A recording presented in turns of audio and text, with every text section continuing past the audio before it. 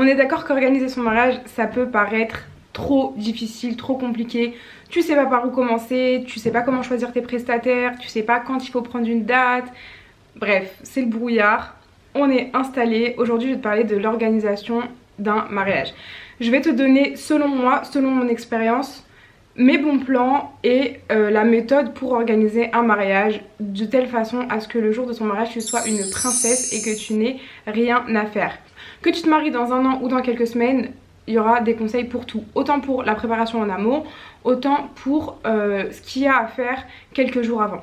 Je me suis mariée il y a un an, j'ai organisé mon mariage pendant mes études. Pour mon mariage, j'avais 200 invités. 200 invités, ça peut paraître énorme comme ça peut paraître pas tant que ça dépend de toi. En tout cas, ces conseils là ils sont basés sur ma propre expérience, ce que j'ai retenu de l'organisation de mon mariage. Donc je vais te parler de l'organisation à faire par étapes, ensuite comment choisir ses prestataires, ce qu'il y a à faire pour être organisé pendant la préparation et ce qu'il y a à faire pour être organisé le jour J. Ensuite je te parlerai vite fait de mes prestataires et à la fin je répondrai aux questions qu'on m'a posées sur Instagram, budget, contrat de mariage, vraiment il y a eu de tout type de questions. Enfin bref, l'introduction est déjà assez longue, on commence la vidéo. Comme d'habitude, prends tes popcorn. Si tu me connais pas, bienvenue sur ma chaîne. Aujourd'hui on parle d'organisation mariage. La première chose à faire, c'est déterminer le nombre d'invités. Pourquoi? Parce qu'en fonction du nombre d'invités, tu vas choisir une salle. Donc c'est à faire dès le début. Pas un nombre exact, mais à peu près. Une fois que tu as ton nombre d'invités, tu passes à la deuxième étape qui est choisir la salle de réception et choisir la date à la mairie. Donc salle ou lieu. Moi j'ai fait dans une salle, donc je vais te dire comment trouver une salle. Tu peux chercher une salle sur les sites de mairie, sur Facebook, sur Le Bon Coin et sur Airbnb. Un point important par rapport aux salles, les communes proposent des prix de communes. Donc si une salle t'intéresse dans une certaine ville, essaye de voir dans ton entourage si quelqu'un n'habite pas dans cette ville pour pouvoir bénéficier de ce tarif là. Et parfois c'est 2 à 3 fois moins cher, donc c'est un point à ne pas négliger.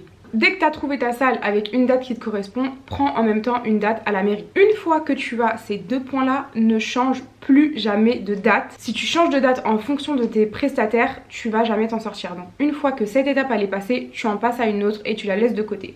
Donc ensuite, une fois que tu as ta salle et ta date de mairie, tu dois déterminer un budget. Détermine un budget directement dès le début et essaye de faire en sorte de faire des choix en fonction de ton budget, parce que sinon ça peut très vite te coûter très cher. Vu que tu réserves les prestataires semaine après semaine, mois après mois, si t'as pas une vision de ton budget, ça va vite, tu vas vite être très hors budget. Donc dès le début, détermine un prix. Ensuite, tu vas prendre un carnet et dedans tu vas tout noter pour t'organiser. La première chose à faire, c'est faire une liste de tous les prestataires que tu veux à ton mariage. Parce que par exemple, peut-être que tu ne veux pas de traiteur, mais que tu veux absolument un décorateur. Donc tu fais une liste de tous les prestataires que tu veux et tu vas mettre un budget, une idée d'un budget que tu voudrais pour tel ou tel prestataire. Pourquoi? Parce que moi par exemple, le plus important c'était le photographe et ma mise en beauté. Mais peut-être que pour toi ça va être la nourriture et autre chose. Donc après tu vas orienter tes recherches par rapport au budget que tu te fixes. Donc une fois que tu as ta liste avec tes budgets, tu peux commencer la recherche des prestataires. Pour chercher des prestataires, tu as Facebook, Instagram. C'est super bien parce que tu as les avis et tu as des groupes comme Au secours je me marie, donc tu vois l'ambiance où je recherche pour un mariage.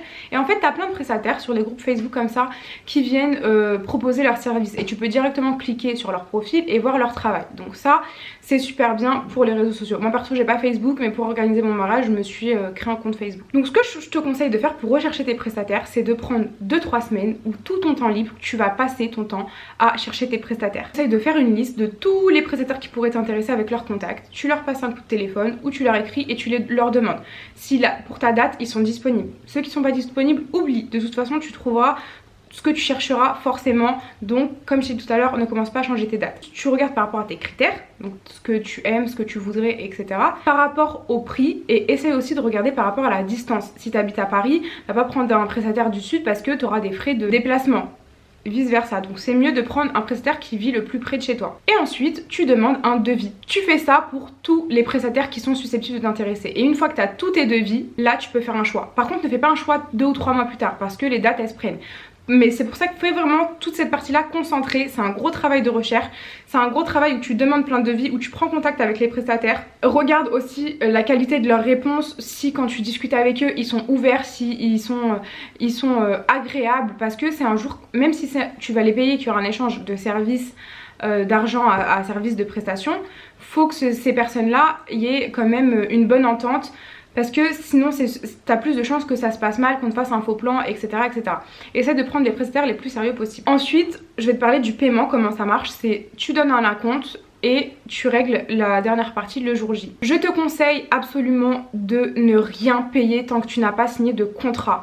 Pourquoi? Parce que c'est une sécurité pour toi. Si tu prends un prestataire qui te demande un acompte et que le jour d'une semaine avant le mariage, il te dit je ne viens pas, vous n'avez pas signé de contrat, donc officiellement il te doit absolument rien. Donc une fois que tu as tous tes prestataires, que tu as signé tes contrats, que tu as donné tes acomptes et que tout est bloqué pour le jour J, je te conseille de faire un tableau dans ton carnet avec tous les noms des prestataires et avec une colonne pour le montant des acomptes, une colonne pour la date des versements des acomptes, le moyen de versement des acomptes et le reste à donner pour le jour J. Et fais ça dans ce tableau rempli à chaque fois que tu signes un contrat. Comme ça tu as toujours une visibilité sur ton budget, parce que sachant que là ok je te parle des budgets prestataires, mais à côté de ça tu auras plein de petites dépenses qui vont s'accumuler. Donc dans ce tableau là, note toutes tes dépenses, garde tous tes tickets, toutes tes preuves de paiement. Ça sert pour faire ses comptes. Donc ok c'est bien, on organise un très beau jour, mais faut quand même rester focalisé bien sur son budget parce que ça monte très très vite. Donc là c'est fait pour la première partie. Pour la deuxième partie, je vais te dire ce que j'ai fait pour que le jour J tout soit organisé au mieux. Les prestataires ils sont pas censés se connaître, chacun vient indépendamment des autres et fait son travail. Mais si tu prends pas de wedding planner, en fait c'est les prestataires eux-mêmes qui vont organiser ton mariage. Ce que je te conseille de faire et ce que j'ai fait, c'est que j'ai fait une fiche pour chaque prestataire. Donc dans cette fiche il y avait tous les numéros et noms de téléphone des autres prestataires pour qu'ils puissent communiquer entre eux dans la journée et un déroulement de la journée. C'est-à-dire 8h remise des clés par mes parents, 9h la décoratrice elle arrive, etc. etc. etc. Vraiment toute la journée comment elle va se passer, tu l'écris. Et s'il y a des demandes particulières, donc une semaine avant tu téléphones à tout le monde, tu leur demandes s'ils ont des demandes particulières et en même temps tu leur envoies ce mail avec le déroulement de la journée et le contact de tout le monde. Comme ça, tout le monde est au courant de qui fait quoi, tout le monde a les numéros et tout le monde peut s'appeler. Sur cette fiche, aussi important, note toutes les adresses de la journée. Comme ça, tes prestataires, ils savent très bien ce qu'ils ont à faire et où tout se passe. Donc là pour les prestataires c'est bon. Maintenant je vais dire comment t'organiser et déléguer avec tes proches, parce que le jour du mariage tu ne fais absolument rien. Le but c'est que tu profites de ta journée. Et même sans wedding planner c'est possible juste avec un peu d'organisation. Donc tu fais une fiche pour chacun de tes proches qui a une tâche à faire. Dans cette fiche tu mets tous les numéros des prestataires, les contacts, les adresses et qui fait quoi et à quelle heure avec le numéro de tout le monde, parce que parfois il peut y avoir aussi les deux familles qui aident à préparer le mariage et ils se connaissent pas forcément. Et puis si un jour, s'il y en a un qui a plus de batterie ou qui sait plus où et quoi, et comme ça, si on t'appelle, tu dis clairement, moi je vous ai fait des fiches, débrouillez-vous quoi. Et tu envoies ces fiches là à toutes ces personnes qui t'aident à organiser ton mariage pour qu'ils soient au courant de tout et que toi tu passes la journée la plus agréable possible. Le but c'est vraiment d'aider tes prestataires et ceux qui participent à l'organisation du mariage. Et après, tout roule tout seul quand t'as fait ça. Bien sûr dans un mariage il y a toujours des petits couacs, mais déjà en ayant fait tout ça, tu anticipes pas mal. Maintenant je vais te donner mes petits conseils pour toi, pour le jour J. Je te conseille d'avoir une pièce chez toi que pour toi, avec toutes tes affaires préparées, parce que dans la journée tu vas te changer, tu vas aussi peut-être te doucher.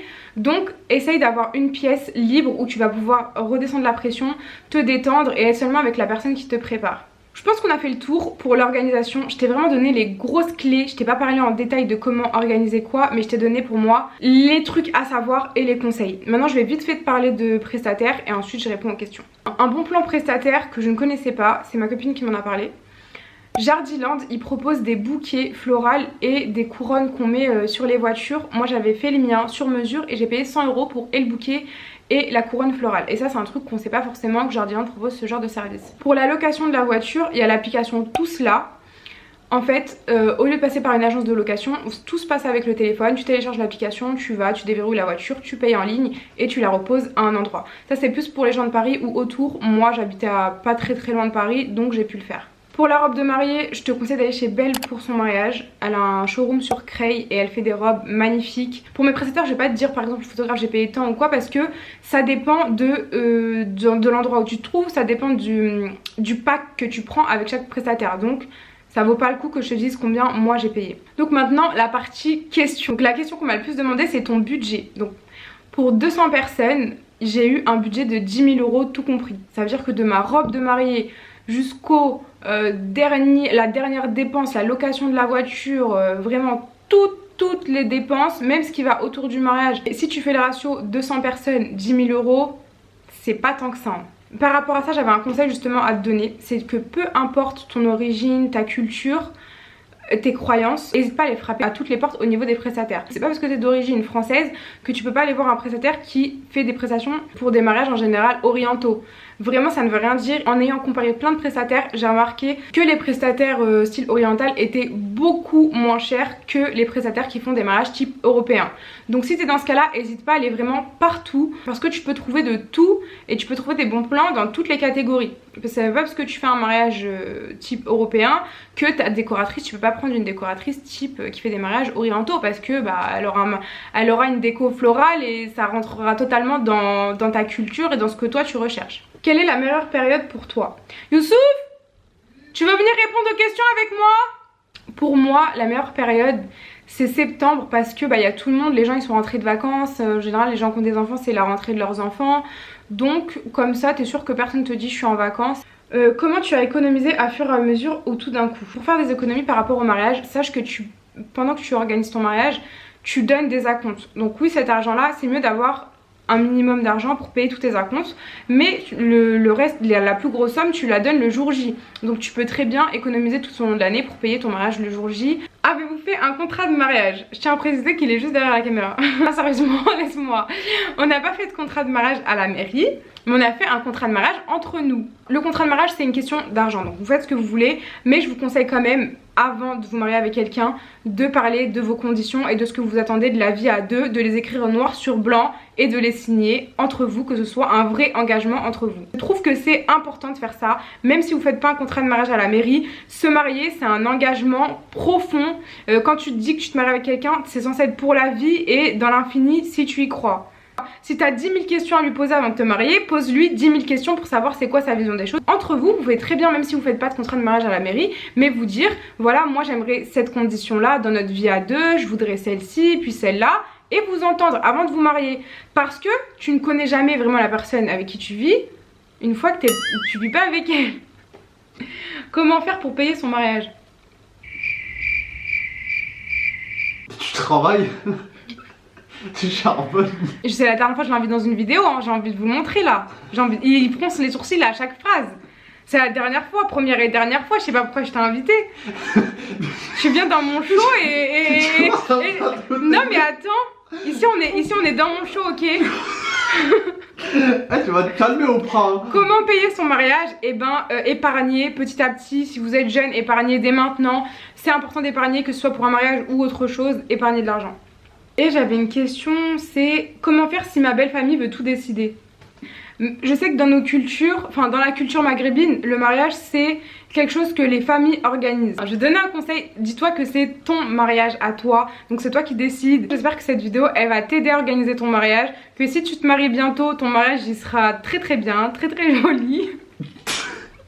Bon, on arrive à la fin de cette vidéo, je t'ai donné tous mes conseils et mes bons plans, mes astuces que j'ai fait pour organiser mon mariage. Petit budget de 200 personnes. 200 personnes. C'est lourd les 200. Enfin bref, j'espère que ça te servira et que si tu te maries bientôt, bah t'appliqueras quelques conseils et que tu auras le mariage de tes rêves. On se rejoint sur Instagram, abonne-toi à ma chaîne. Bisous.